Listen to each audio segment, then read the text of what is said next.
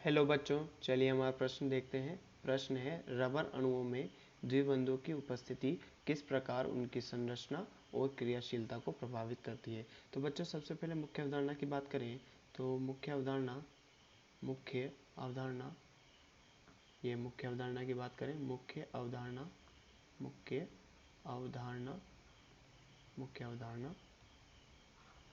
अवधारणा में हम बात करते हैं प्राकृतिक रबर के बारे में। प्राकृतिक रबर, जिसे नेचुरल रबर भी बोलते हैं। प्राकृतिक रबर।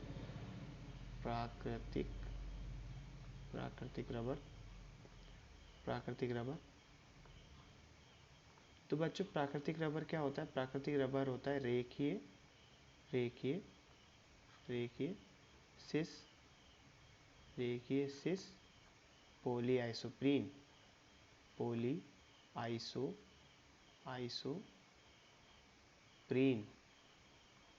रेखीय सिस पॉलीआइसोप्रीन क्या होता है? प्राकृतिक रबर होता है। तो इसका निर्माण किससे होता है? इसका निर्माण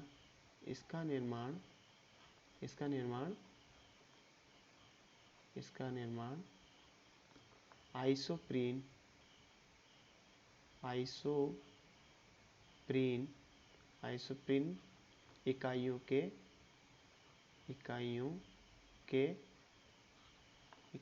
के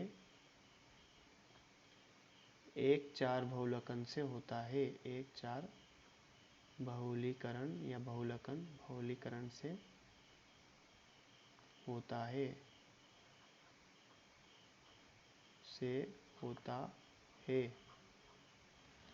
एक चार बहुलीकरण से होता है। तो बच्चों से अभिक्रिया के माध्यम से और समझ लेते हैं। तो सबसे पहले हम आइसोप्रीन बनाते हैं। यह आइसोप्रीन है। आइसोप्रीन द्विबंध कार्बन, यहाँ पर एक CH2 समूह, ये CH द्विबंध के साथ यहाँ पर भी CH2 समूह।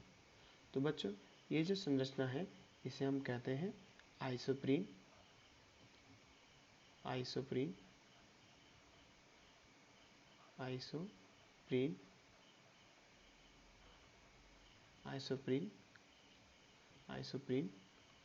अगर इनके संख्या की बात की जाए तो डबल बॉन्ड की स्थिति श्रृंखला में 1 2 3 4, तो डबल बॉन्ड एक तो 1 2 के मध्य और 3 4 के मध्य, इसलिए इसे एक चार बहुलकन भी कहते हैं, क्योंकि यहाँ से प्रथम स्थिति से और चौथी स्थिति से यहाँ पर इसका बहुलकन होता है। इसके हम N अणु लेंगे। इसके हम N अणु लेते हैं। इसका यहाँ पर बहुलीकरण होगा, बहुलकन भी बोल सकते हैं। बहुलकन यहाँ पर इसका बहुलकन होता है और कुछ इस प्रकार की संरचना यहाँ पर निर्मित होती है जो कि सिस होती है। ये कुछ इस प्रकार संरचना यहाँ पर, ये कार्बन के साथ द्विबंध, यहाँ पर CH3, ये CH2 जो आगे और श्रृंखलाओं से और आइसोप्रीन से जुड़ा हुआ रहता है, और ये यहाँ पर एक हाइड्रोजन, फिर यहाँ पर पुनः CH2। तो ये एक सिस स्थिति है। यहाँ से दूसरा आइसोप्रीन का अणु जुड़ता है। ये उस दूसरे आइसोप्रीन के अणु का CH2 समूह, ये कार्बन के साथ द्विबंध, यहाँ नीचे CH3, ये CH2, ये हाइड्रोजन।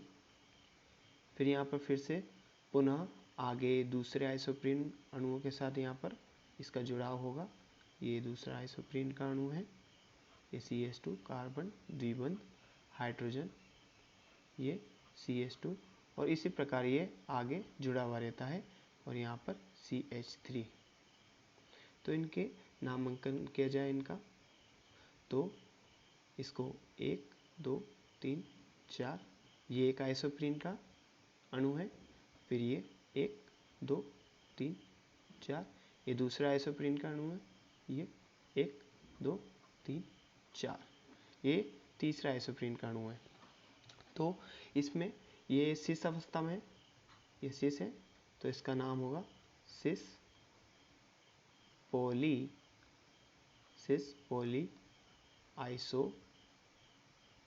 आइसोप्रीन।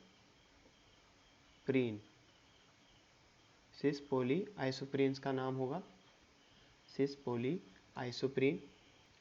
अब जैसा कि प्रश्न में बताया गया है, जैसा कि प्रश्न में पूछा गया है कि इसकी संरचना तो हमने देख ली और इसकी क्रियाशीलता को प्रभावित कैसे करती है।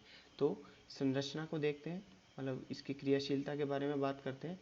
तो बच्चों देखो, ये सिस पोली आइसोप्रीन, ये इसकी सिस अवस्था होने के कारण इसकी सिस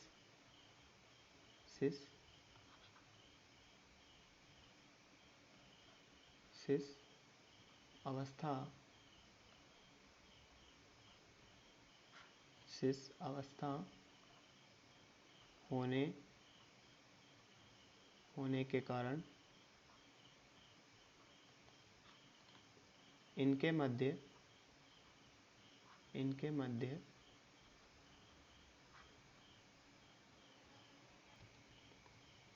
मध्य अंतरा या अंतर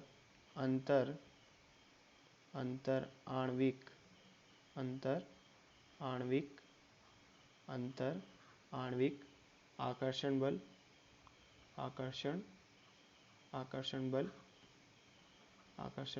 कम होता है।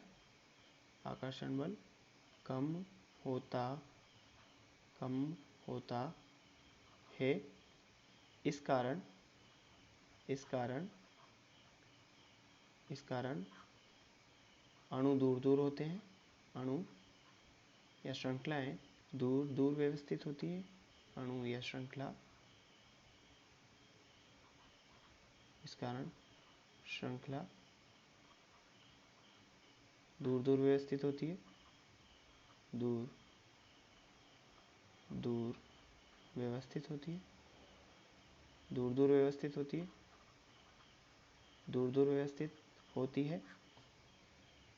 व्यवस्थित होती है। ये श्रृंखलाएं दूर व्यवस्थित होने के कारण इनके मध्य आकर्षण बल कम है, तो ये दूर व्यवस्थित होती है। इसी कारण इनकी क्रियाशीलता भी अधिक होती है। इसी कारण इनकी क्रियाशीलता भी अधिक होती है। क्रियाशीलता भी अधिक होती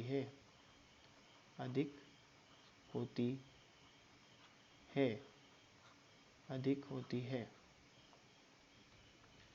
तो बच्चों, जैसा कि प्रश्न में पूछा गया था कि रबर अणुओं में द्विबंधों की उपस्थिति किस प्रकार उनकी संरचना और क्रियाशीलता को प्रभावित करती है, तो हमने इसका सबसे पहले प्राकृतिक रबर के बारे में बात की। तो प्राकृतिक रबर क्या होता है?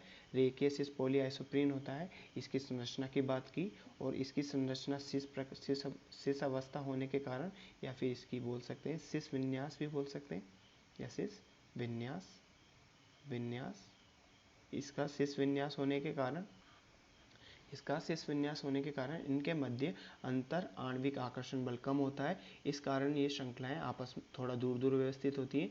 दूर व्यवस्थित होने के कारण इनकी क्रियाशीलता भी अधिक होती है। आशा करते हैं आपको प्रश्न समझ में आया होगा। धन्यवाद।